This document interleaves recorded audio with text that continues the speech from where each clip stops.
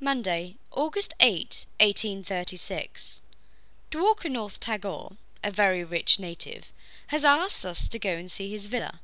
He is a follower of E. Mulhunan, speaks excellent English, has built a regular English villa, with billiard room, and fitted it up with statues and pictures and Copley Fieldings and Prouts and French china, and he asked us to name a day on which to see it. George was delighted, and named Monday, upon which all Calcutta got greatly excited, because the Governor-General was going to dine with a native. The fact of a native dining with a Governor-General is much more remarkable, and Dwarkanath is one of the very few that would even sit by while we were eating.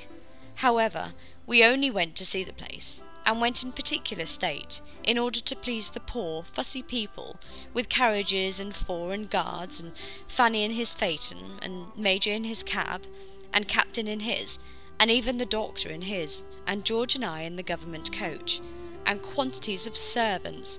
In short, nothing could look less affable, or be more easy when we got there.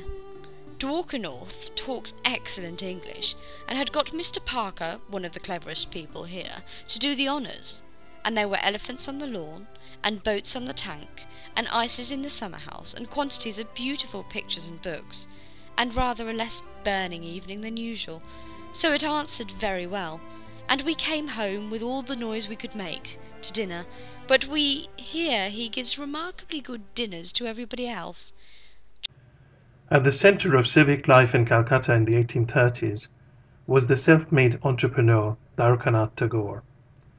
He began with an apprenticeship to the renowned barrister Robert Cutler Ferguson and a stint as an administrator at the Salt Department run by the East India Company. These early exposures provided him with a ballast of knowledge in legal matters and Western norms of business that would serve him exceedingly well in later life.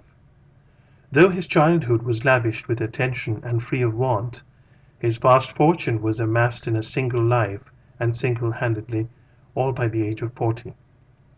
He was at the hub of a mini-industrial revolution in Calcutta, heading India's first multinational managing agency, Gar, Tagore and Company.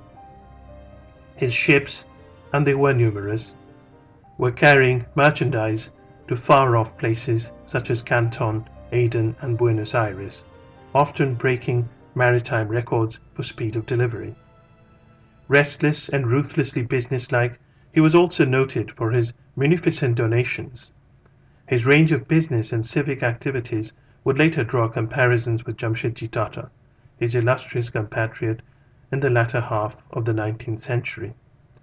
And yet Dwarkanath, with a slyly disparaging moniker, Prince, by which he was labelled, not least by his own family, would be all but forgotten within a few decades of his untimely death. The tenacious myths of his hedonistic and spendthrift ways, the innuendos of his friendships with an assortment of women, and his allegedly misguided and servile veneration of the West would live on. His association with the abolitionist George Thomson, with the father of modern computing Charles Babbage, and the famous novelist Charles Dickens barely registered with his benighted countrymen and family. His wife, Digombari, who disapproved of his cavorting with impure foreigners and denied him the conjugal bed from 1829, earned praise for her Hindu piety. She was also applauded for the purificatory baths that had to follow her frequent contact with him for money on behalf of her many supplicants.